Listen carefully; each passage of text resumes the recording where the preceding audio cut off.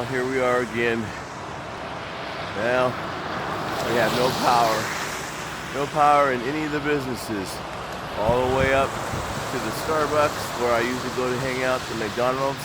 So I have no place to go now this morning at all. The Safeway store, the power is out. We have a backup system so you have a little bit of light in the place. So that's about my only option. And then what we're dealing with is the slush. So I have to walk with just tennis shoes on. This is what I'm having to walk in. With slush, wet, and no way to keep dry. My coat, everything. This is what I'm having to go through. These are the trials that the devil is throwing at me now.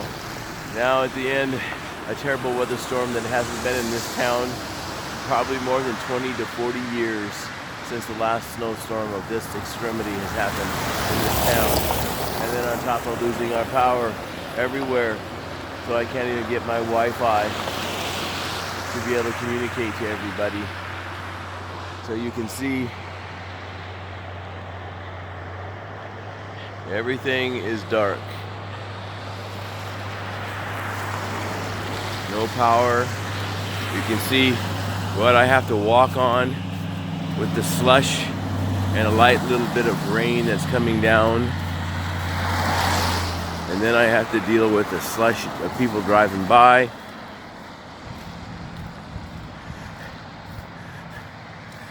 And try not to get them to splatter up on me. This is the trials. People don't even have a clue what I'm having to go through because of what I've been chosen for. Nobody wants to believe because God has chosen me to be one of those modern day apostles, which are the 144,000 in Revelation 7. What people don't understand is everybody's got an opinion of what they think the 144,000 are, and miscalculation and judgment of Revelation 7. Revelation 7 gives you a list of the 12 tribes of Israel, but it is not the 12 tribes of Israel in the order that they are listed in the Bible from oldest to youngest, nor is it the 12 tribes of Israel complete, because the tribe of Dan and the tribe of Naphtali were taken out from this list. And the tribe of Joseph and the tribe of Benjamin were added back in. And what people don't understand, the 12 tribes of Israel, not only were they captured by the Assyrians and taken off into the world and intermarried and fell from the grace of God, but they're also dead. And all of the Gentiles that the Paul and the apostles were preaching to, once they were gone, were grafted in as spiritual Israel. A spiritual Israel, a spiritual Jews. Either way, when the 12 tribes of Israel, the 12 sons of Jacob, were named, they all had a special name to their meaning to their name.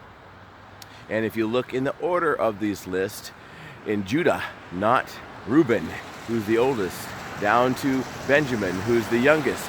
And you will see that there are names, meanings of their names on each one of them. And in the order that they are listed, the meaning of their names put together gives you the story of salvation.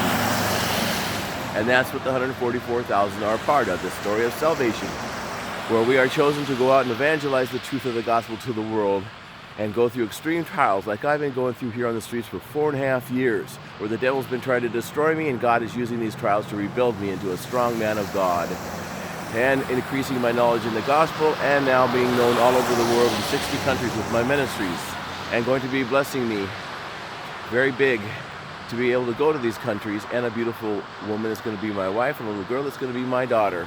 And then I will be going to these countries to spread that gospel, which I have already been doing here while I've been on the streets 12 hours a day, 7 days a week. And the 12 tribes and the 12,000, the number is just symbolic numbers. The literal amount of 144,000 is true, but the number 12 God uses because it's his favorite numbers. Like there's 12 tribes, 12 fruits on the tree, 12 patriarchs. All of this is a number, and 12,000 is not the number of the people in the tribes, because some of the tribes did not even have 12,000 people in it. Either way, this is what they are and who they are, and to be the spiritual leaders for the rest of God's children that are converted, just like the 12 apostles were in Jesus' time. And only we are modern day apostles to do the same thing in the last days. Either way, I just want to share a little bit of what I'm going through. Another rough day in the city of Bremerton, Washington.